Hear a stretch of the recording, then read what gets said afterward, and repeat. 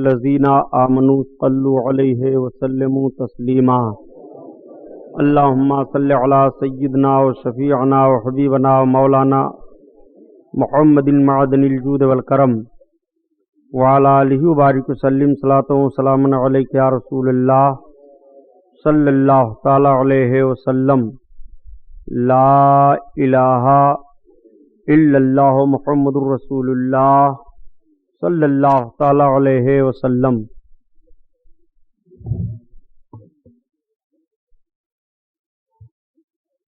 الحمدللہ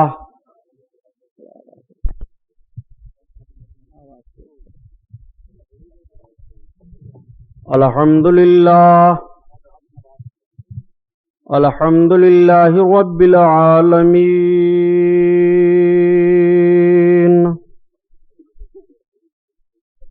الصلاۃ والسلام علی سید المرسلین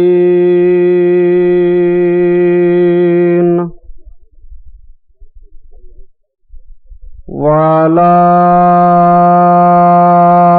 آلہ الطاہرین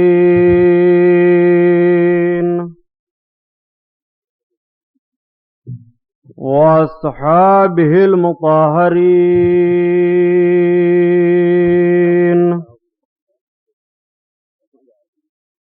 وابنہ الغوث العظم الجیلانی محی الدین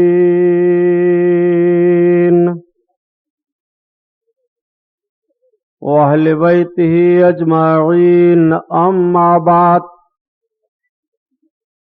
اعوذ باللہ من الشیطان الرجیم، بسم اللہ الرحمن الرحیم۔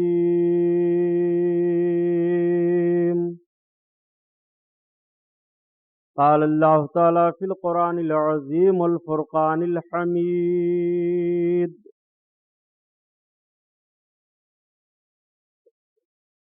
وعلمک ما لم تکن تعلم وکان فضل اللہ علیک عظیما۔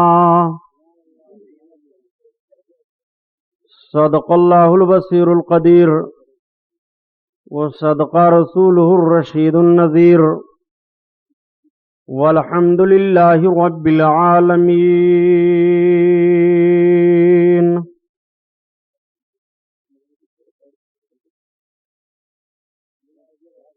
لائق صد احترام علماء اہل سنت،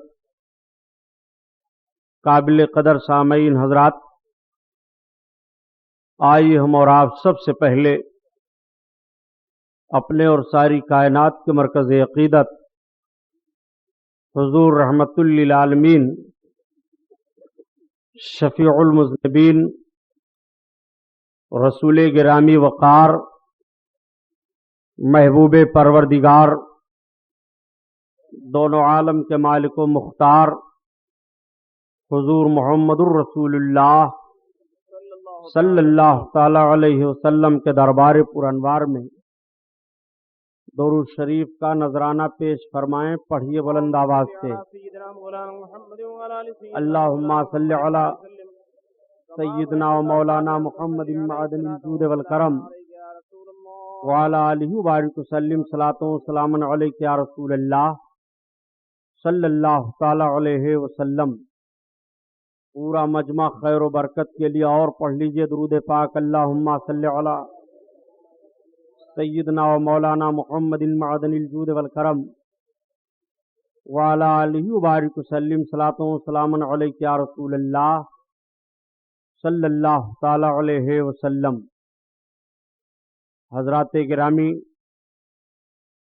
آج کا یہ عظیم الشان رحمت و نور میں ڈوبا ہوا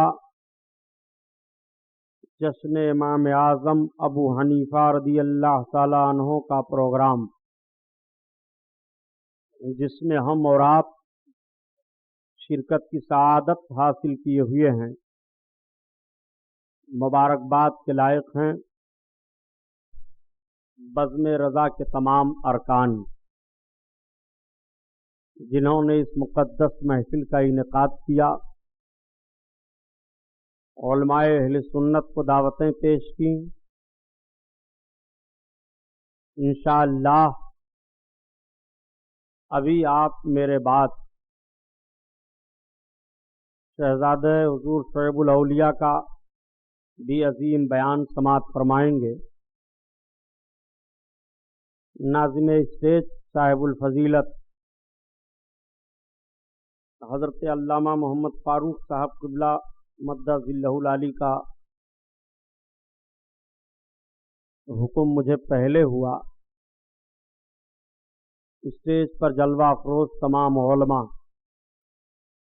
حضرت العلامہ محمد صابر صاحب قبلہ، حضرت علامہ اسرافیل صاحب، ہمارے یہ دوسرے علماء حفاظ قرہ، رب العزت ان کی زندگیوں میں برکت عطا فرمائے، ان کے علمی فیضان سے ہم کو اور آپ کو فائدہ اٹھانے کی توفیق عطا فرمائے۔ اس سے پہلے جو حضور سرکار غریب نواز کے نام پر ایک عظیم الشان محفل 2 روزہ اسی جگہ پر منعقد ہوئی تھی، جس کے سرخیل مخیر قوم و ملت، محب العلماء محبوب العوام، محترم جناب الحاج سیٹھ شاہ عالم صاحب اظہری، رب تعالی ان حضرات کی محنتوں کو قبول فرمائے، دارین کی سعادتوں سے سرفراز فرمائے۔ محفل منعقد ہوئی تھی، میں نے بیان کا کچھ حصہ چھوڑا تھا اور وعدہ کیا تھا کہ انشاءاللہ تعالی حاضر ہو کر کے اسی بیان کو مکمل کروں گا، لیکن آج جب شاہ عالم سیٹھ سے ملاقات ہوئی تو انہوں نے مجھے عنوان دیا کہ سبحانی صاحب آپ کو آج سرکار کے علم غیب کے تعلق سے بیان کرنا ہے۔ سبحان اللہ سبحان اللہ۔ آپ حضرات اپنی دکانوں پر رہتے ہیں، ہوٹلوں میں بیٹھ جاتے ہیں، کاروباری بنیاد پر آپ لوگوں کا ایک دوسرے سے ملنا ہوتا ہے۔ کچھ ایسے بھی ذہن کے گندے ہوتے ہیں جو اللہ کے حبیب صلی اللہ علیہ وسلم کے علم غیب پاک پر لب کشائی کرتے ہیں، منہ کھولتے ہیں۔ اس تعلق سے انشاءاللہ میں پوری کوشش کروں گا کہ آپ یہاں سے بیان نہیں بلکہ کتاب سن کر کے جائیے۔ سبحان اللہ۔ محبت سے درود پاک پڑھیے تو پھر بات آگے بڑھے۔ صلی اللہ علیہ وسلم، صلی اللہ علی النبی والہ صلی اللہ تعالی علیہ وسلم، صلاۃ و سلام علیک یا حبیب اللہ صلی اللہ تعالی علیہ وسلم۔ تو آئیے حسب معمول نعت پاک رسول صلی اللہ تعالی علیہ وسلم کے چند اشعار۔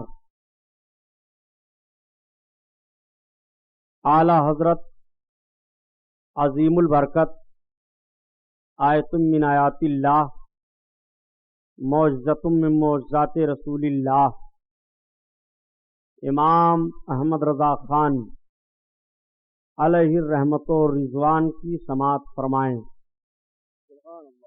اعلی حضرت عظیم البرکت اپنے آقا صلی اللہ تعالی علیہ وسلم کی تعریف نعت میں جب کرتے ہیں تو میں یہ بتاتا رہتا ہوں کہ آپ کی نعت کا کوئی نہ کوئی شعر یا تو سرکار کا کوئی معجزہ ہوتا ہے، یا تو قرآن عظیم کی کسی آیت کا کوئی ترجمہ، یا تو آقا کریم صلی اللہ علیہ وسلم کی مقدس زندگی پاک کا کوئی گوشہ۔ جیسے سرکار اعلی حضرت عظیم البرکت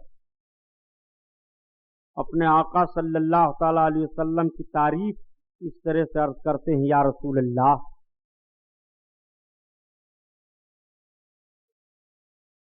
لمیات نظیرو کفی نظر لمیات نظیرو کفی نظر مثل تو نشد پیدا جانا جگراج کو تاج تورے سر سوہے تجھ کو شہ دوسرا جانا البحر علا والموج طغا من بے کس طوفان ہو شربا من بے کس طوفان ہو شربا مجدھار میں ہوں بگڑی ہے ہوا موری نیا پار لگا جانا مجدھار میں ہوں بگڑی ہے ہوا موری نیا پار لگا جانا. اعلیٰ حضرت کے اس شعر میں تلمیح ہے. جب آپ حج کرنے کے لیے جا رہے تھے اس وقت یہ پانی والا جہاز چلتا تھا. آپ جب اس پر سوار ہوئے جہاز چلا اور بھی تمام حجاج تھے تو آقا کریم صلی اللہ علیہ وسلم نے کشتی پر سوار ہونے کے وقت ایک دعا بتائی ہے. یہ آدمی جب کشتی پر سوار ہو اور وہ دعا پڑھ لے تو سمندر کے طوفان سے موج سے طغیانی سے محفوظ رہے گا. کشتی کے غرقابی سے اس کو حفاظت رہے گی. اعلیٰ حضرت عظیم البرکت رضی اللہ تعالی عنہ جب سوار ہوئے تو آپ نے کشتی کی اس دعا کو پڑھ لیا. سمندر میں جہاز جا رہا تھا، ہچکولے کھانے لگا، طوفان اٹھا. تو حاجیوں نے کہا حضرت جہاز کا کپتان اعلان کر رہا ہے کہ اس وقت جہاز سمندر میں پھنس گیا ہے، طوفان ہے، ہچکولے کھا رہا ہے. تو اعلیٰ حضرت عظیم البرکت ارشاد فرماتے ہیں کہ اللہ کے حبیب صلی اللہ تعالی علیہ وسلم نے کشتی میں سوار ہونے کے وقت جس دعا کو بتایا ہے کہ پڑھ لو اس کو میں پڑھ کر کے سوار ہوا ہوں. میرا ایمان و عقیدہ ہے کہ تمام سمندر کے طوفان سے میں محفوظ رہوں گا. سبحان اللہ سبحان اللہ. لوگوں نے پھر عرض کیا کہ سرکار بہت زور پر طوفان ہے، کشتی بالکل ہچکولے کھا رہی ہے، خطرہ ہو گیا ہے، جہاز کا کپتان اعلان پر اعلان کر رہا ہے. تو اعلیٰ حضرت عظیم البرکت اپنے آقا کی طرف لو لگاتے ہیں. اب آپ اس شعر کو پڑھیے اور منظر کو ملاحظہ کیجیے. البحر علا والموج طغا من بے کسو طوفان ہو شربا من بے کسو طوفان ہو شربا مجدھار میں ہوں بگڑی ہے ہوا موری نیا پار لگا جانا مجدھار میں ہوں بگڑی ہے ہوا موری نیا پار لگا جانا. اور اور اسی موقع کا ایک شعر یہ بھی ہے،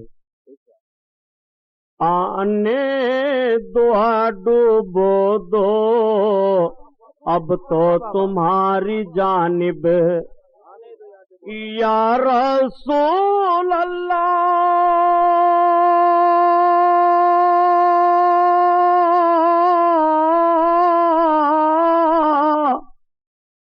آنے دو یا ڈوبو دو اب تو تمہاری جانب، کشتی تمہیں پہ چھوڑی لنگر اٹھا دیے ہیں، کشتی تمہیں پہ چھوڑی لنگر اٹھا دیے ہیں، لنگر اٹھا دیے ہیں، لمیات نذیرو کفی نظر مثل تو نشد پیدا جانا، پیدا جانا، بس خامائے خام نوائے رضا، نہ یہ طرز میری نہ یہ رنگ میرا، نہ یہ طرز میری نہ یہ رنگ میرا، ارشاد احبا ناطق تھا، نہ چار اس راہ پڑا جانا، ارشاد احبا ناطق تھا، نہ چار اس راہ پڑا جانا۔ اعلی حضرت سے لوگوں نے فرمائش کی کہ حضور آپ ایک ایسی نعت کہہ دیں جس میں 4 زبانیں پائی جا رہی ہوں، تو اعلی حضرت نے یہ نعت کہی تھی، اور وہ فرمائش کرنے والے سرکار اعلی حضرت کے احباب میں سے ایک ارشاد صاحب تھے اور ایک ناطق تھے سبحان اللہ، بریلی شریف کے۔ ان دونوں نے فرمائش کی کہ حضور ایک ایسی نعت آپ کہیں، تو سرکار اعلی حضرت نے اپنے دونوں احبابوں کے نام کو کس طرح سے نعت میں جوڑ دیا۔ آپ فرماتے ہیں بس خام خام نوائے رضا، نہ یہ طرز میری نہ یہ رنگ میرا، سبحان اللہ، ارشاد احبا ناطق تھا، نہ چار اس راہ پڑا جانا۔ سبحان اللہ، دوستوں کی بات تھی، اپنے آقا کی نعت کہہ دی۔ تو اعلی حضرت عظیم البرکت رضی اللہ تعالیٰ عنہ کا ایک شعر اور پڑھ لو۔ اور کوئی غیب کیا تم سے نہا ہو بھلا، سبحان اللہ، اور کوئی غیب کیا تم سے نہا ہو بھلا، جب نہ خدا ہی چھپا تم پہ کروڑوں درود، طیبہ کے شمس و ضحیٰ تم پہ کروڑوں درود، طیبہ کے بدر و دجا تم پہ کروڑوں درود۔ اور یہ شعر یاد کر لو، پڑھا کرو، تو انشاءاللہ دشمنوں کے شر سے بچے رہو گے۔ تم ہو حفیظ و مغیث، کیا ہیں سب دشمن خبیث، تم ہو حفیظ، تم ہو حفیظ و مغیث، کیا ہے وہ دشمن خبیث، تم ہو تو پھر خوف کیا تم پہ کروڑوں درود، تم ہو تو پھر خوف کیا تم پہ کروڑوں درود۔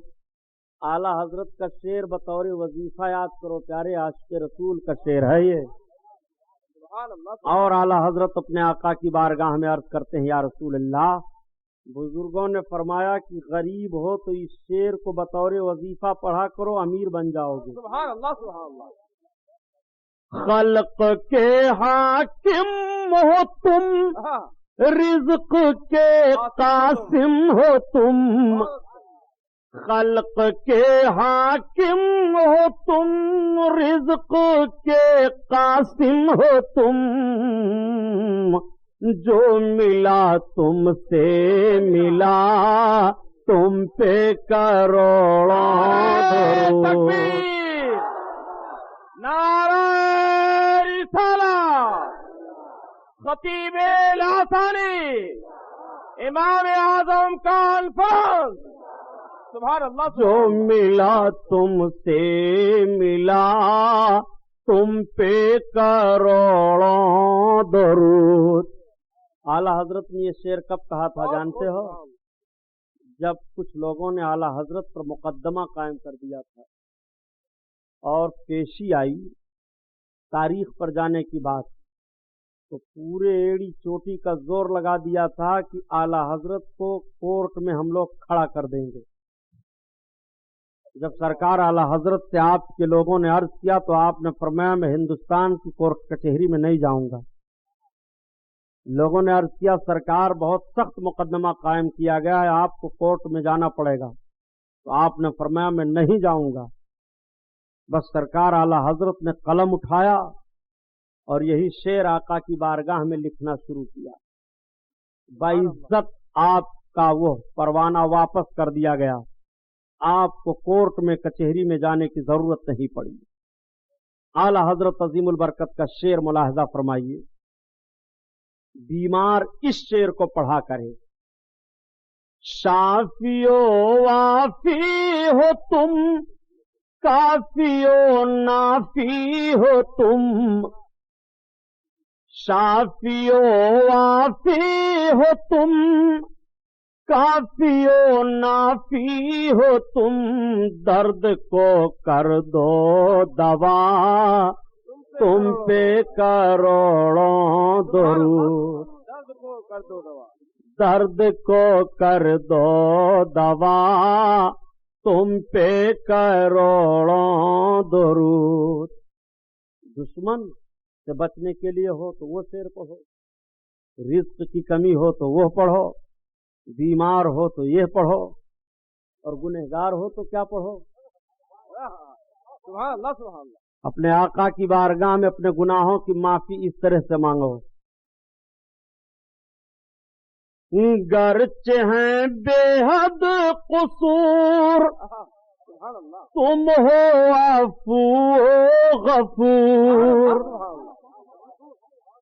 گرچہ ہیں بے حد قصور تم ہو عفو غفور، یا حبیب اللہ،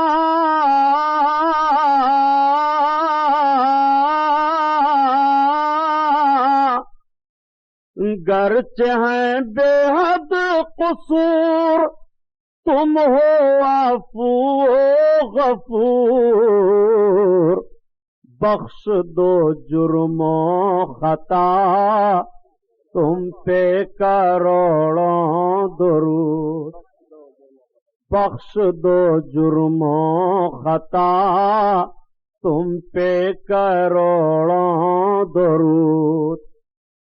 ان اشعار کو صرف اس لیے پڑھا ہوں کہ آپ یاد کر لو اور پڑھتے رہو، تعویذوں کی ضرورت آپ کو نہ پڑے گی پیارے، انشاءاللہ شکایت نہ ہوگی۔ سبحان اللہ، کہ شان سے ہستان بولے، فدائے حامل قرآن بولے، غلام موتی ایمان بولے، وہ نکتہ رس دقیقادان بولے، ادب کا مطلع تابان بولے، سبحان اللہ سبحان اللہ، وَأَحْسَنُ مِنْكَ لَمْ تَرَقَّتُ عَيْنِي سبحان اللہ وَأَجْمَلُ مِنْكَ لَمْ تَلِدِ النِّسَاءُ سبحان اللہ، خُلِقْتَ مُبَرَّعًا مِنْ كُلِّ عَيْبٍ كَأَنَّكَ قَدْ خُلِقْتَ كَمَا تَشَاءُ۔ سبحان اللہ، ہزار بار بشویم دہن سے مشکو گلاب، ہنوز نام تو گفتن کمال بے ادبی۔ حضرات، اللہ کے حبیب صلی اللہ تعالی علیہ وسلم نے مکہ شریف میں جب سب سے پہلے کلمہ توحید کا اعلان فرمایا. میرے آقا نے اعلان فرمایا قولوا لا الہ الا اللہ تفلحوا، تم سب کے سب کلمہ پڑھ لو فلاح پا جاؤ گے. سبحان اللہ. انی رسول اللہ، میں اللہ کا رسول ہوں. میرے آقا نے جب کلمہ توحید کا اعلان فرمایا تو مکہ میں ایک انقلاب برپا ہوا. گھر گھر میں اختلاف شروع ہو گیا، محلے محلے میں اختلاف شروع ہوا، باپ بیٹے میں اختلاف ہونے لگا، بھائی بھائی میں اختلاف ہونے لگا. مکہ کے کچھ بڑے بڑے تاجر اس وقت مکہ سے نکل کر کے شام کے ملک میں تجارت کرنے کے لیے جا رہے تھے. جب اللہ کے حبیب نے اپنی رسالت اور نبوت کا اعلان فرمایا، انہی بڑے بڑے تاجروں میں رئیس مکہ حضرت ابو بکر ابن قحافہ رضی اللہ تعالی عنہ، یعنی حضرت ابو بکر صدیق رضی اللہ تعالی عنہ، یہ بھی سالار قافلہ بن کر کے تشریف لے جا رہے ہیں. سبحان اللہ. حضرت ابو بکر صدیق اس پورے تجارتی قافلہ کے سردار ہیں. پہلے دور میں جب لوگ سفر کیا کرتے تھے تو یکا دکا نہیں بلکہ قافلے کی شکل میں سفر کرتے تھے. یہ نئی سواریاں نہیں تھیں بلکہ اس وقت گھوڑے، اونٹ، خچروں پر، بیلوں پر اور دوسرے جانوروں پر اپنے تجارت کے سامانوں کو لاد کر لوگ چلا کرتے تھے. خود ان جانوروں پر سوار ہوا کرتے تھے. ایک تجارتی غول ہوتا تھا، سفر کرنے والوں کی ایک جماعت ہوتی تھی. اکثر و بیشتر وہ پہاڑ کے راستوں میں چلتے تو رات میں چلتے، دن میں آرام کرتے. حضرت ابو بکر صدیق رضی اللہ تعالیٰ عنہ پورے تجارتی قافلہ کے ساتھ سردار تجار بن کر کے تشریف لے جا رہے ہیں. جب شام کا ملک چند منزل رہ گیا تو رات آئی. آپ نے ارشاد فرمایا تمام تاجروں سے کہ پہاڑیوں کے بیچ سے گزرنا ہے، جھاڑیاں ہیں، جنگلات ہیں، رات میں چلنا مناسب نہیں ہے، اس لیے ٹھہر جاؤ. اور سامنے ایک گرجا گھر نعرہ تکبیر، نعرہ تکبیر، نعرہ رسالت، نعرہ رسالت، علماء اہل سنت، شہزادہ شعیب الاولیاء، نعرہ تکبیر، نعرہ رسالت. محمد معدن الجود والکرم وعلی آلہ وبارک وسلم. صلاۃ و سلام علیک یا رسول اللہ صلی اللہ علیہ الاولیاء اور نذیر حضور شعیب الاولیاء. یعنی اب آپ کے جملے میں عرض کروں کہ باپ پوت دونوں سبحان اللہ اسٹیج پر جلوہ افروز ہیں. یعنی حضور حضرت علامہ جامع معقول و منقول شیخ کے طریقت صاحب الفضیلت پیر طریقت حضرت علامہ شاہ غلام عبد القادر صاحب قبلہ علوی مرکزی دارالعلوم اہل سنت فیض الرسول براؤں شریف سدھارتھ نگر، اور دوسرے علماء حضرت علامہ عباس صاحب اور بکر صدیق رضی اللہ تعالیٰ عنہ پورے تجارتی قافلہ سے ارشاد فرماتے ہیں کہ ٹھہرو، آج رات یہیں بسر کرو. وہ دیکھو سامنے گرجا گھر ہے، تجارت کا مال گرجا گھر میں رکھو اور یہ پورا میدان ہے، یہاں بسیرا کرو. آپ نے اپنے غلام کو بھیجا، غلام جاؤ معلوم کرو گرجا گھر کے اندر جو راہب ہے اگر اجازت دے دے تو اس کی اجازت سے کچھ تجارت کے سامان جو نازک ہیں وہ رکھ دیے جائیں. آپ کا غلام گیا، راہب کا غلام دروازہ پر بیٹھا ہوا تھا. حضرت ابوبکر کے غلام نے کہا میں مکہ کے سردار رئیس مکہ ابو بکر ابن قحافہ کا غلام ہوں جو پورے تجارتی قافلہ کے سردار ہیں. تم کون ہو؟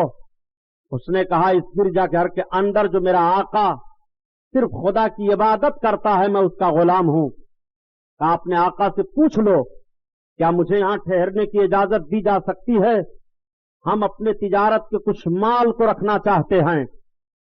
اس نے کہا نہیں، یہاں کسی کو رہنے کی اور ٹھہرنے کی اجازت نہیں ہے. اب سے پہلے کچھ لوگ آئے تھے جنہوں نے کچھ ایسا گھنونا کردار یہاں کیا کہ ہمارا آقا خفا ہو گیا.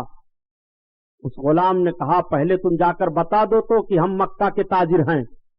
اس کے دل میں کچھ بات آئی، اٹھا اور گرجا گھر کے اندر گیا اور اپنے آقا سے کہا کہ حضور مکہ سے کچھ تجارتی لوگ آئے ہیں اور وہ تجارت کا سامان لے کر کے آئے ہیں، یہاں رکھنا چاہتے ہیں، رات ہو گئی ہے، بسیرا کرنا چاہتے ہیں، رات گزار کر پھر وہ چلے جائیں گے، اجازت آپ دیتے ہیں؟ مکہ کا نام سننا تھا کہ راہب اٹھ کر کے کھڑا ہو گیا۔ اس نے ایک پرانی کتاب نکالی اور نکالنے کے بعد اس میں کچھ دیکھنے لگا اور دیکھنے کے بعد کہا غلام جاؤ اس غلام سے کہہ دو کہ تم اپنے آقا کو بلا کر لاؤ۔ غلام راہب کا گیا اور حضرت ابوبکر صدیق چنانچہ آیا غلام اور اس نے عرض کیا حضور چلیے راہب آپ کو بلاتا ہے۔ حضرت ابوبکر صدیق پہنچے، راہب دیکھا، اٹھ کر کے کھڑا ہو گیا، کھڑے ہونے کے بعد پیشانی کا بوسہ لیا، ہاتھ کو ہاتھ میں لے لیا، اس نے عرض کیا اے تجارتی قافلہ کے سردار آپ ہم کو اجازت دیجئے میں آپ کو امیر المومنین کہوں۔ اتنا سننا تھا، حضرت ابوبکر صدیق چونک پڑے۔ آپ فرماتے ہیں کہ تم یہ کیا کر رہے ہو؟ میرا تو نام یہ ہے، میں مکہ کا رہنے والا ہوں، میرے شہر کا جغرافیہ یہ ہے۔ اس نے کہا آپ خفا نہ ہو، آپ کا نام ابوبکر ابن قحافہ ہے، آپ صدیق کے نام سے پکارے جائیں گے، آپ کو امیر المومنین کہا جائے گا۔ حضرت ابوبکر فرماتے ہیں آخر وجہ کیا ہے، یہ کیا بتا رہے ہو؟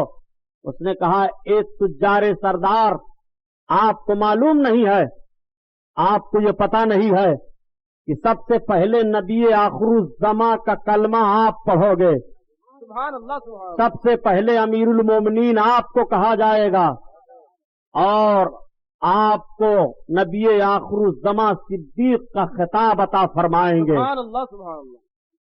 اور مکہ کی سرزمین پر وہ نبی آخر الزماں مبعوث ہو چکے ہیں، رسالت و نبوت کا ان کے اعلان ہو چکا ہے۔ حضرت ابوبکر صدیق تڑپ گئے۔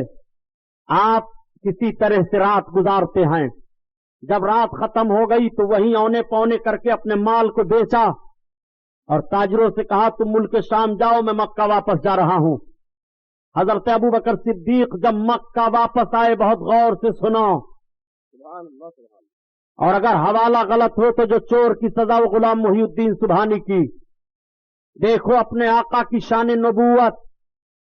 حضرت ابوبکر صدیق جب مکہ میں داخل ہوئے تو ایک انقلاب برپا تھا، مکہ میں ہر طرف یہ بات گونج رہی تھی کہ محمد نے پیغمبری کا اعلان کیا ہے، اپنے رسول ہونے کا اعلان کیا ہوا، اعلان فرماتے ہیں کہ میرا کلمہ پڑھو فلاح پا جاؤ گے، میں اللہ کا حبیب ہوں، میں اللہ کا رسول ہوں۔ یہ اعلان مکہ کی گلیوں میں گھر گھر گونج رہا تھا، گلی گلی سے آواز آ رہی تھی۔ حضرت ابوبکر صدیق جب اپنے گھر پہنچے، تجارت کے مال کو رکھا، گھر والوں سے پوچھا یہ بتاؤ کہ تمہیں پتہ ہے محمد کہاں ملیں گے؟ گھر والوں نے کہا آپ پہلے کپڑے اتاریں، کھانا پانی کھا پی لیں، سفر کے تکان سے آپ اطمینان ہو لیں۔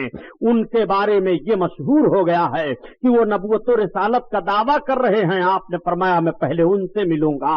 گھر والوں نے کہا وہ کبھی ادھر چلے جاتے ہیں، کبھی ادھر جاتے ہیں، کبھی مکہ کے لوگوں سے مل کر کے اپنے کلمہ کو پیش کرتے ہیں۔ اللہ کے حبیب کی تلاش میں حضرت ابوبکر صدیق نکل پڑے تو خوشبو آ رہی تھی، اسی خوشبو کو آپ سونگھتے ہوئے چلے جا رہے ہیں۔ اب اعلی حضرت کا شعر پڑھ لو تو ایمان تازہ ہو جائے۔ ان کی مہک نے دل کے غنچے کھلا دیے ہیں، جس راہ چل گئے ہیں کوچے بسا دیے ہیں، کوچے بسا دیے ہیں۔ حضرت ابوبکر صدیق لوگوں سے پتہ پوچھتے ہوئے چلے جا رہے ہیں۔ لوگ کہہ رہے ہیں اے ابوبکر ابن قحافہ آپ ان کا پتہ پوچھ رہے ہو جو ہمارے معبودوں کو برا کہہ رہے ہیں، جو اندیکھے خدا کی عبادت کا حکم دے رہے ہیں۔ حضرت ابوبکر صدیق پتہ لگاتے لگاتے فاران کی چوٹی پر پہنچ گئے۔ فاران پہاڑی ہے، اللہ کے حبیب جلوہ افروز ہیں، کعبۃ اللہ کی طرف میرے سرکار دیکھ رہے تھے۔ اتنے میں حضرت ابوبکر صدیق سرکار کے قریب پہنچے، نگاہ نبوت پڑی۔ آقا صلی اللہ علیہ وسلم اٹھ کر کھڑے ہو گئے، ارشاد فرماتے ہیں آؤ ابو بکر ابن قحافہ آؤ، آؤ ابو بکر ابن قحافہ آؤ۔ ایک جملہ اور میں عرض کرتا چلو پیارے، امتی کے لیے نبی کھڑے ہو رہے ہیں، آپ ذرا عظمت ملاحظہ فرمائیے، اور امتی نبی کے لیے کھڑا ہو جائے تو اعتراض کیا جا رہا ہے۔ حضرت ابو بکر صدیق رضی اللہ تعالیٰ عنہ کے لیے میرے آقا کھڑے ہو گئے، فرماتے ہیں آؤ ابو بکر ابن قحافہ قریب آؤ۔ جب حضرت ابو بکر قریب ہوئے تو آقا ارشاد فرماتے ہیں اہلن و سہلن مرحبا، اہلن و سہلن مرحبا۔ میرے آقا کا یہ ارشاد تھا، حضرت ابو بکر صدیق دیوانہ وار سرکار کی بارگاہ میں پہنچ گئے، آقا نے ہاتھ میں ہاتھ لیا، ارشاد فرمایا اے ابو بکر ابن قحافہ قولوا لا الہ الا اللہ تفلحو، یہ اعلان کر دیا ہے میں نے، اے لوگو اللہ کا کلمہ پڑھو، ایک معبود کی عبادت کرو فلاح پا جاؤ گے۔ اے ابو بکر میں اللہ کا رسول ہوں، میرا کلمہ پڑھ لو۔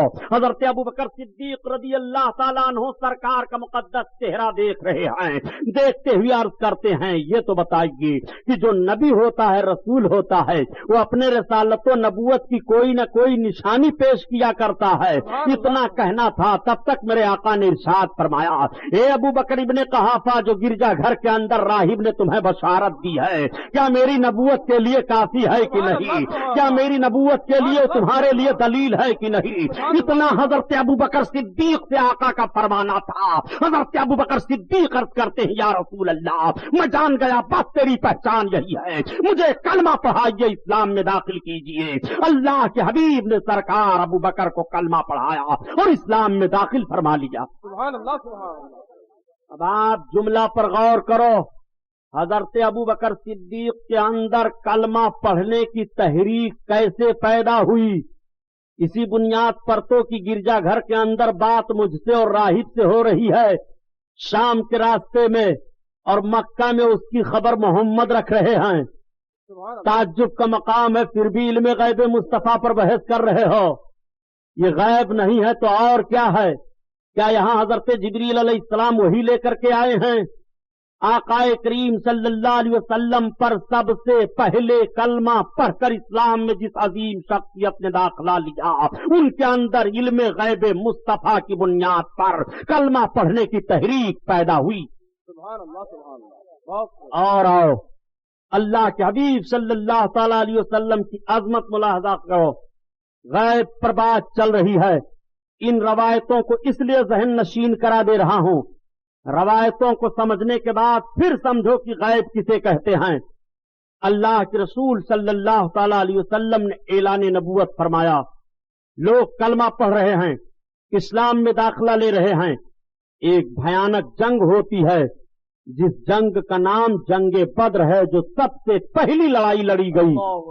جب جنگ بدر میں مسلمانوں کی کامیابی کا معاملہ آیا، سنو آج اعتراض کیا جا رہا ہے کہ رسول اللہ کو غیب کہاں معلوم تھا؟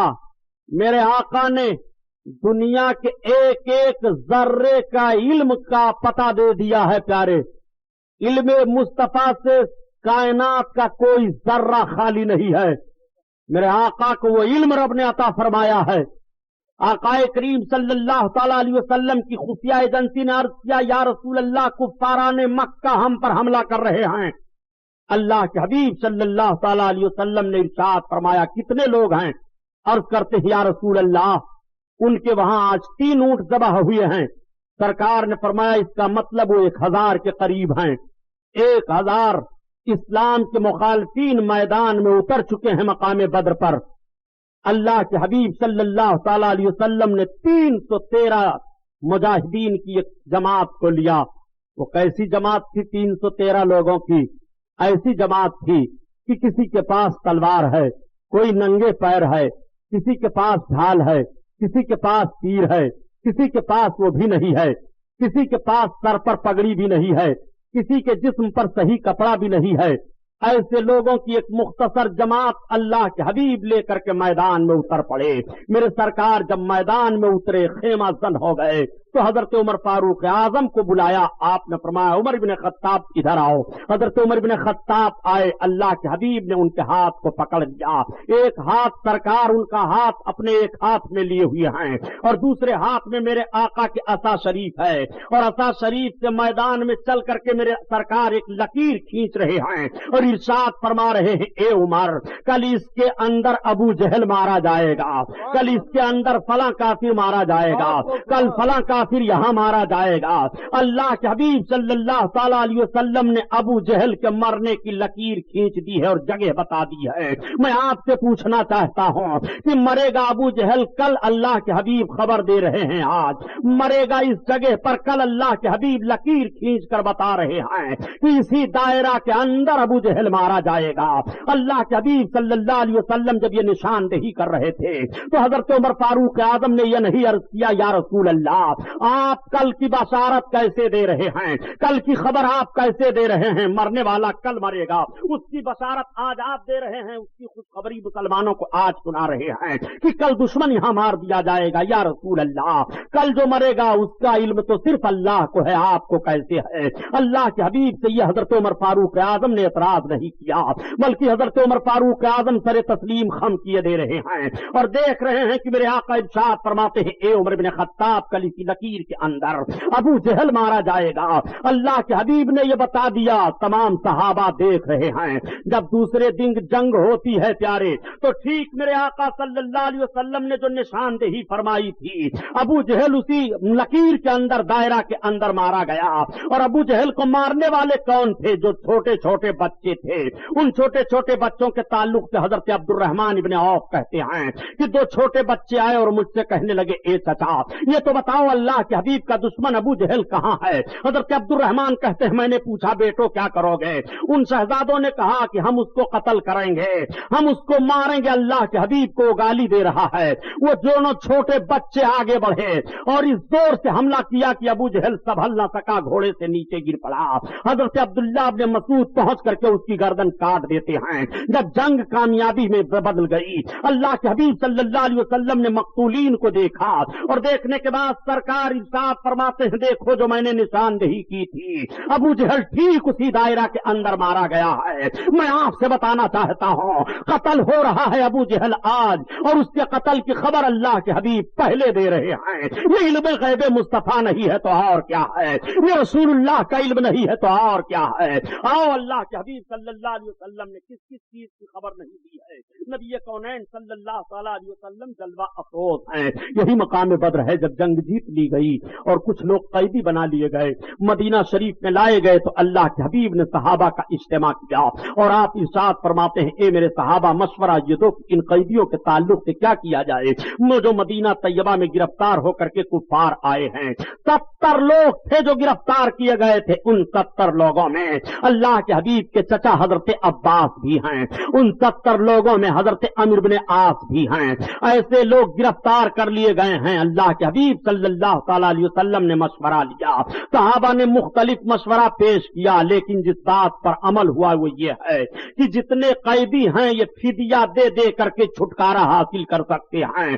جن لوگوں کے پاس کچھ نہیں تھا دینے کے لیے اور وہ پڑھے لکھے تھے تو اللہ کے حبیب ارشاد فرماتے ہیں کہ یہ مدینہ طیبہ میں مسلمانوں کے بچوں کو پڑھا لکھا دیں, ان کا فدیہ یہی ہے, ان کے چھوڑنے کا بدلہ یہی ہے. میرے آقا نے تعلیم پر کس طرح سے زور دیا ہے اس پر بھی غور فرمائیے.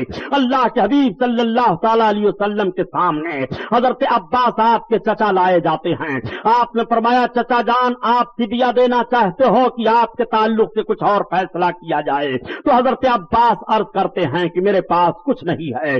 اللہ کے حبیب ارشاد فرماتے ہیں آپ کے پاس کچھ نہیں ہے, بتاؤں آپ کے پاس کیا ہے؟ تو اللہ کے حبیب نے ارشاد فرمایا سنو جو آپ کے پاس ہے. اے چچا جب آپ اپنے گھر سے چلنے لگے تھے ہم سے لڑنے کے لیے تو آپ نے چچی کو بلا کر کے اتنے 1000 درہم دیا تھا اور آپ نے کہا تھا کہ یہ تم اپنے پاس رکھو, اگر میں مارا گیا تو تمہارے لیے خرچہ ہے اور میں لوٹ کر کے آیا تو یہ تمہارے لیے ہے. آپ نے دیا تھا کہ نہیں دیا تھا؟ حضرت عباس کہتے ہیں خدا کی قسم میرے اور میرے بیوی کے علاوہ کوئی اس رقم کو نہیں جانتا ہے. جب محمد نے بتا دیا تو میں نے جان لیا یہ شان نبی ہی کی ہو سکتی ہے. یہ تکبیر नारा रिसालत, उलमा अहले सुन्नत, शहजादा शुएबुल औलिया, इमाम आजम कॉन्फ्रेंस, नारा तकबीर, नारा रिसालत। सुभान अल्लाह। अल्लाह के हबीब सल्लल्लाहु ताला अलैहि वसल्लम ने अपने चचा के छुपे हुए खजाने को बताया, ये इल्म गैब नहीं है तो और क्या है। मैं आपसे पूछना चाहता हूँ, कितनी चीजों की खबर आप लोगे। अल्लाह के रसूल सल्लल्लाहु ताला अलैहि वसल्लम की बारगाह में एक मर्तबा हजरत अनस रदी अल्लाह ताला अन्हो एक सहाबी हैं जो 10 बरस तक सरकार की खिदमत करते रहे बचपन से लेकर के।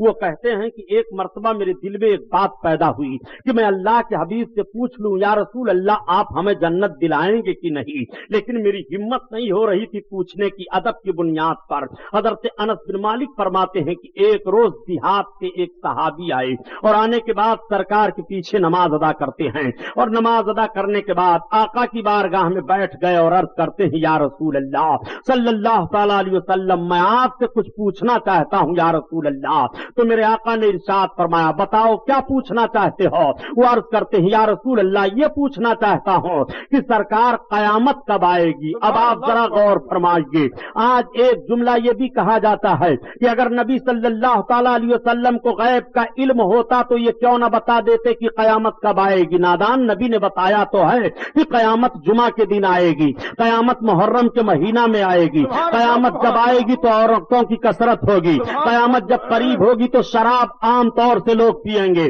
कयामत जब करीब होगी तो ज़िना आम तौर से करेंगे, कयामत जब करीब होगी तो फुस्ताको फुज्जार की हुकूमत हो जाएगी, कयामत जब करीब होगी तो मस्जिदों में जोर जोर से चिल्लाएंगे, कयामत जब करीब होगी तो शरीफों को रजील समझा जाएगा, कयामत जब करीब होगी तो दौलत की कसरत हो जाएगी, कयामत जब करीब होगी तो बाजारों की कसरत हो जाएगी, कयामत जब करीब होगी तो दोस्तों की कदर करेंगे, माँ बाप की नाफरमानी करेंगे, कयामत जब करीब होगी तो औरतें हुकूमत करेंगी, कयामत जब करीब होगी तो नंगे पैर नंगे बदन वाले महलों में फख्र करेंगे, चरवाहे हुकूमत करेंगे। अल्लाह के हबीब ने सारी बातें बता दी हैं। आका फरमाते हैं, कयामत जब करीब आएगी तो जमीन अपने खजाने को उगल देगी, कयामत जब करीब आएगी तो दाब्बतुल अर्द निकलेगा, कयामत करीब आएगी तो हजरत ईसा अलैहिस्सलाम नुज़ूल फरमाएंगे, कयामत आएगी उससे पहले हजरत मेहदी अलैहिस्सलाम का ज़हूर होगा, कयामत का मामला होगा तो हजरत मेहदी रज़ी अल्लाह ताला अन्हो का ज़हूर होगा, उनका खुतबा पढ़ा जाएगा। कयामत जब करीब आएगी तो इस तरह की निशानियां जाहिर होंगी, इल्म उठ जाएगा, कयामत करीब आएगी, कयामत की बड़ी बड़ी निशानियों को अल्लाह के हबीब सल्लल्लाहु अलैहि वसल्लम ने बता दिया। मेरे आका इरशाद फरमाते हैं, कयामत जब करीब आएगी तो औरतें लिबास पहने हुए भी नंगी दिखाई देंगी, लिबासातुन उरियानातुन, औरतें लिबास पहने हुए भी नंगी दिखाई देंगी। अल्लाह के हबीब इरशाद फरमाते हैं कि कयामत जब करीब आएगी तो औरतें मर्दों का शक्ल इख्तियार करेंगी और मर्द औरतों की शक्ल इख्तियार करेंगे। बताओ माहौल है कि नहीं। अल्लाह के हबीब सल्लल्लाहु अलैहि वसल्लम ने एक एक निशानदेही कर दी है। मेरे सरकार ने सन का ताज्जुन नहीं फरमाया, आका तारीख तो बता रहे हैं कि जुमा के दिन आएगी मुहर्रम के महीना में, 10 मुहर्रम को कयामत आएगी, मगर मेरे सरकार ने सन का ताज्जुन नहीं फरमाया। उसकी वजह यह है प्यारे कि अगर सन का ताज्जुन कर देते मेरे सरकार तो निजामे कायनात दरहम बरहम हो जाता। अगर ये बता दिया जाता फला सन में कयामत आएगी तो फिर न कोई मुल्क तामीर हो सकता था, न कोई आदमी मकान बनाता, न कोई शादी ब्याह करता कि फला सन में कयामत आने वाली है, जरूरत ही है क्या सब करने धरने की। देखो मरना हक है, सब जानते हैं कि मरना है, लेकिन अगर कोई ये जान जाए कि मैं फला दिन मर जाऊंगा तो इल्ला माशाअल्लाह अगर अक्सरियती तबका ये जान ले मैं फला दिन मर जाऊंगा तो ना तो वो शादी करेगा, ना तो अपने बच्चों का इंतजाम करेगा, ना तो मकान बनाएगा, ना तो तिजारत करेगा। उसे ये मालूम है कि हाँ मरना है, मगर वो तारीख नहीं जान रहा है कब मुझे मरना है। मकसद अपनी जिंदगी का हासिल करने के लिए अपने काम के रफ्तार को बढ़ाए जा रहा है। मेरे आका को मालूम है कि किस सन में कयामत आएगी, मगर निजाम कुदरत दरहम बरहम न होने पाए, इस बुनियाद पर नबी ने सन का ताज्जुन नहीं फरमाया। सुभान अल्लाह, सुभान अल्लाह। नारे तकबीर, नारे रिसालत, नबी शुएबुल औलिया, नारे तकबीर, سبحان اللہ سن کا تعین نہ کرنے پر ظالموں نے فیصلہ کر لیا کہ نبی کو معلوم نہیں کہ قیامت کب آئے گی. سنا، دجال پن ذہن سے نکالو. اللہ کے حبیب صلی اللہ علیہ وسلم سے جب انہوں نے عرض کیا یا رسول اللہ قیامت کب آئے گی، تو نبی نے انکار نہیں فرمایا کہ میں نہیں جانتا قیامت کب آئے گی. آقا صلی اللہ علیہ وسلم ارشاد فرماتے ہیں یہ تو بتاؤ تم نے قیامت کے لیے کون سی تیاری کر رکھی ہے. اب صحابی کا عرض سنو. جب میرے آقا نے یہ ارشاد فرمایا تو عرض کرتے ہیں یا رسول اللہ میں نے کوئی تیاری نہیں کر رکھی ہے.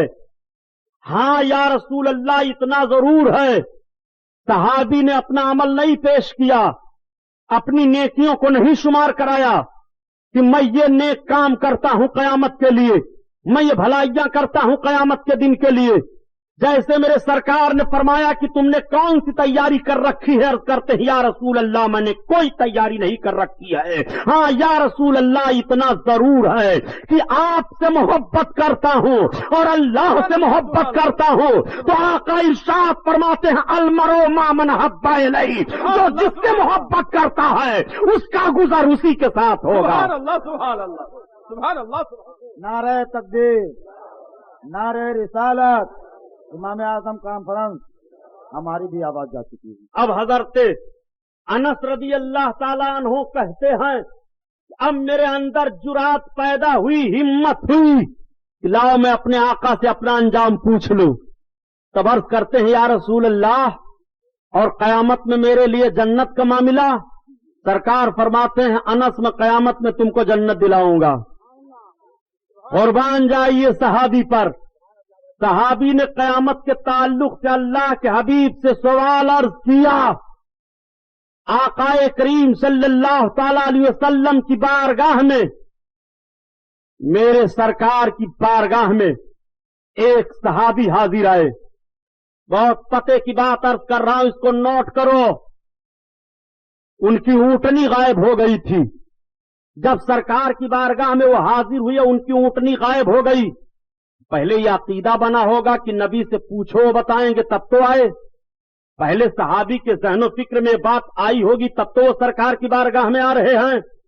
ذرا ذہن پر زور دے کر کے سمجھیے کہ صحابی تلاش نہیں رہے ہیں، بلکہ جب اونٹنی غائب ہو گئی تو اس کو آقا کی بارگاہ میں آ رہے ہیں تلاشنے کے لیے، اور سرکار کی بارگاہ میں حاضر ہو کر عرض کرتے ہیں یا رسول اللہ ایک فریاد لے کر کے سرکار میں آیا ہوں. آقا فرماتے فریاد؟ ہاں یا رسول اللہ کون سی بات ہے؟ عرض کرتے ہیں یا رسول اللہ میری اونٹنی غائب ہو گئی ہے. سبحان اللہ. آپ واقعہ سنانا مقصد نہیں ہے، جو بات ذہن و فکر میں اتارنا چاہتا ہوں اس کو ذہن میں بٹھاؤ. واہ واہ واہ. علم غیب کے تعلق سے آج تمہارے اعتراض کا جنازہ نکال دوں گا. انشاءاللہ. صحابی رسول سرکار کی بارگاہ میں حاضر ہو کر پوچھ رہے ہیں یا رسول اللہ میری اونٹنی غائب ہو گئی ہے. پتا چلا کہ صحابی کے ذہن و فکر میں پہلے یہ بات بس گئی ہے کہ نبی سے چل کر کے پوچھو نبی بتائیں گے. اگر یہ بات ہوتی کہ نبی نہیں جانتے ہیں چھپی ہوئی چیزوں کو اور پوشیدہ چیزیں نبی کے علم میں نہیں ہیں تو صحابی نبی کی بارگاہ میں نہیں آتے. نبی کی بارگاہ میں اس لیے آ رہے ہیں کہ پہلے ان کا عقیدہ ہو چکا ہے کہ نبی چھپی ہوئی چیز کو بتا دیں گے. سبحان اللہ سبحان اللہ.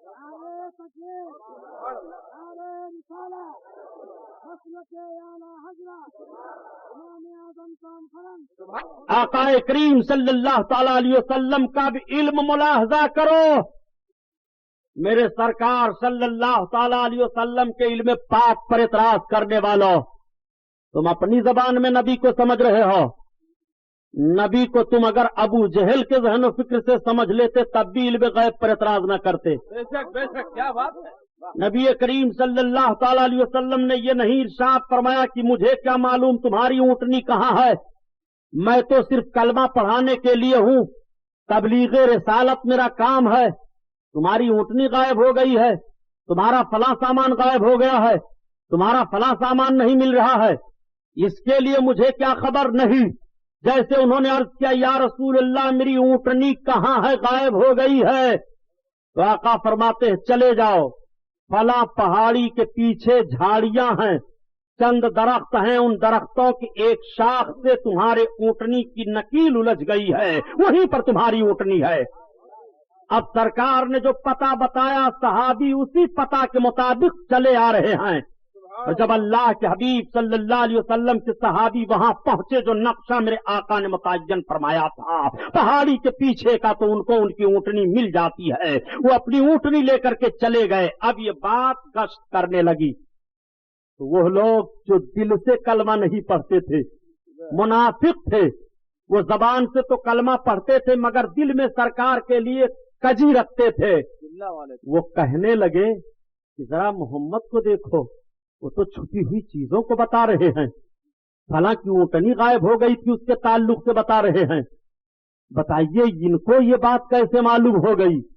اس قسم کی باتیں منافقین آپس میں کرنے لگے۔ اللہ کے حبیب صلی اللہ تعالی علیہ وسلم کو جب اس کی اطلاع ملی تو میرے سرکار صلی اللہ علیہ وسلم کو جلال آیا، میرے آقا مسجد نبوی شریف میں تشریف لے گئے، اور آقا جانے کے بعد صحابہ کو بلاتے ہیں، اور میرے سرکار منبر پر تشریف فرما ہو کر ارشاد فرماتے ہیں، میری قوم کو کیا ہو گیا ہے، میرے علم پر اعتراض کر رہے ہیں، آج پوچھ لو قیامت تک جس کو جو کچھ پوچھنا ہو۔ اللہ اکبر۔ میرے سرکار نے منبر پر چڑھ کر کے اعلان فرمایا تھا، پوچھو آج جس کو جو کچھ پوچھنا ہے۔ میں کہتا ہوں نجد کی بدماش اولادوں سے کہ اللہ کے حبیب کا اس فرمان کو تم پڑھ کر کیوں نہیں سنا رہے ہو؟ اللہ کے حبیب ارشاد فرما رہے ہیں منبر پر، آج پوچھ لو جس کو جو کچھ پوچھنا ہو قیامت تک کے لیے۔ میرے سرکار نے جیسے یہ ارشاد فرمایا، تب تک ایک صحابی ہیں حضرت عبداللہ ابن حذافہ، سبحان اللہ سبحان اللہ۔ وہ کھڑے ہو گئے۔ حضرت عبداللہ ابن حذافہ کے باپ کے تعلق سے لوگوں کو کچھ شبہ تھا، اتنا بڑا چانس کہاں ملے گا، اور ہمت تو دیکھو صحابی رسول کی۔ وہ کھڑے ہو گئے، جب میرے آقا نے ارشاد فرمایا پوچھو آج جس کو جو کچھ پوچھنا ہو، تو حضرت عبداللہ کا یہ عقیدہ بنا کہ میرے باپ کے بارے میں لوگ شک کر رہے ہیں، اب اللہ کے حبیب سے پوچھ لوں گا تو شک دور ہو جائے گا، چاہے میں صحیح النسب آج ثابت ہوں گا، یہ جو کچھ معاملہ ہوگا میرے آقا فرما دیں گے۔ عرض کرتے ہیں یا رسول اللہ پوچھوں؟ ہاں پوچھو۔ عرض کرتے ہیں یا رسول اللہ من ابی، میرا باپ کون ہے؟ آقا ارشاد فرماتے ہیں ابو کا حذافہ، تیرا باپ حذافہ ہے۔ سبحان اللہ سبحان اللہ۔ اتنا سننا تھا، حضرت عبداللہ ابن حذافہ خوش ہو گئے سبحان اللہ۔ اور خوشی سے جھومنے لگے۔ ایک بات اور عرض کروں پیارے، اگر آج آپ کسی کے ولدیت کا انکار کر دیں، باپ کا، مثلا آپ کہہ دیں کہ عبد الرحمن عبداللہ کا بیٹا نہیں ہے اور عبد الرحمن عبداللہ ہی کا بیٹا ہے، آپ نے انکار کیا تو حضرت علوی صاحب قبلہ سے آپ پوچھو گے، شہزادے شعیب الاولیاء تھے، مولانا فاروق صاحب تھے، تو فرمائیں گے تم نے حرام کیا، اسی کے باپ کا انکار کرنا، تم فلاں کے بیٹے نہیں ہو، یہ حرام ہے، کفر نہیں قرار دیں گے۔ آپ نے کسی کے باپ کو انکار کیا تو حرام تک کا معاملہ ہوگا کہ تم نے مسلمان کو تکلیف دی ہے، حرام کام کیا۔ لیکن حضرت عبداللہ ابن حذافہ کا الگ معاملہ ہے، اب اگر کسی نے ان کے باپ کا انکار کر دیا تو صرف حرام نہیں ہوگا، کفر ہو جائے گا، اللہ کے حبیب کے فرمان کا انکار لازم آئے گا۔ اللہ کے حبیب نے ارشاد فرمایا عبداللہ تمہارا باپ حذافہ ہے۔ حضرت عبداللہ کی ماں نے جب سنا تو کہا بیٹا تم کو اللہ کے حبیب سے اس طرح کا سوال نہیں کرنا چاہیے، بیٹا تم نے عجیب سوال کر دیا، یہ تو خیریت مناؤ کہ اللہ تعالیٰ نے تمہاری ماں پر کرم کیا کہ اس کا قدم سلامت رہا، اگر ایسی بات نہ ہوئی ہوتی تو بیٹا تم نے کیا پوچھ لیا تھا، ایسی بات تمہیں اللہ کے حبیب سے نہیں پوچھنی چاہیے۔ حضرت عمر فاروق اعظم بارگاہ میں جلوہ افروز ہیں، میرے آقا نے فرمایا پوچھو جس کو جو کچھ پوچھنا ہو قیامت تک۔ تب تک ایک اور کھڑا ہوا، اس نے عرض کیا یا رسول اللہ بتائیے میں جنت میں جاؤں گا کہ جہنم میں؟ سرکار نے فرمایا تو جہنم میں جائے گا۔ جیسے سرکار نے یہ بتایا، اب آپ ذرا غور فرمائیے کہ میرے آقا نے جنتی اور جہنمی کی پہچان بتا دی کہ نہیں؟ سرکار نے بتایا تو جہنم میں جائے گا، جہنم میں۔ آقا کی بارگاہ میں حاضر ہے، کلمہ پڑھ رہا ہے، مگر اندر سے کھوٹ ہے، کجی ہے۔ سرکار نے اس کے نفاق کو ظاہر فرما دیا، تو جہنم میں جائے گا۔ حضرت عمر فاروق اعظم نے دیکھا کہ اگر ایسے ہی لوگ ایک کے بعد دیگرے پوچھتے رہے تو نہ جانے کتنے راز ظاہر ہو جائیں گے۔ آپ کھڑے ہو گئے اور سرکار کے مقدس کندھوں پر دوش مبارک پر اپنے ہاتھ کو رکھ کر کے عرض کرتے ہیں، یا رسول اللہ آپ بیٹھ جائیں میرے سرکار۔ اللہ کے حبیب تشریف فرما ہوئے۔ حضرت عمر فاروق اعظم عرض کرتے ہیں، یا رسول اللہ ہمارا ایمان ہے کہ آپ نبی برحق ہو، ہمارا ایمان ہے کہ خدا ایک ہے۔ یا رسول اللہ ہمارا ایمان ہے کہ اللہ عبادت کے لائق ہے، اسلام میرا مذہب ہے۔ اے اللہ کے حبیب اگر ہم میں سے کسی نے آپ کو کچھ کہہ دیا ہے تو اس کی معافی ہم مانگ رہے ہیں، اللہ کے حبیب معاف فرما دیجئے۔ آقا ارشاد فرماتے ہیں، جاؤ میں نے معاف کر دیا۔ سبحان اللہ سبحان اللہ۔ اس کو کیوں نہیں بیان کرتے؟ یہ علم غیب نہیں ہے تو کیا ہے؟ یہ نبی کے علم غیب ہی پر تو اعتراض ہوا تھا جب سرکار نے منبر پر کھڑے ہو کر کہا تھا، پوچھو جس کو جو کچھ پوچھنا ہے، معلوم کرو قیامت تک میں بتاؤں گا۔ میرے سرکار نے چیلنج کیا تھا، آج بحث کر رہے ہو کہ نبی کو غیب کا علم نہیں ہے۔ اگر نبی کو غیب کا علم مان لو گے اور خدا بھی غیب جانتا ہے تو پھر دونوں میں فرق کیا رہے گا؟ نادان میں کہتا ہوں تیرے عقل کے مطابق کہ نبی کے لیے تو چیزیں پوشیدہ ہیں، خدا کے لیے کون سی چیز پوشیدہ ہے؟ جو تو خدا کے لیے کہے گا کہ خدا غیب جانتا ہے، خدا کے لیے تو ساری چیزیں ظاہر ہیں، جو چیزیں وجود میں ہیں وہ بھی ظاہر ہیں اور جو چیزیں عدم میں ہیں وہ بھی ظاہر ہے۔ خدا کے علم پر تو کوئی ذرہ پوشیدہ ہے ہی نہیں۔ نعرہ تکبیر، نعرہ رسالت۔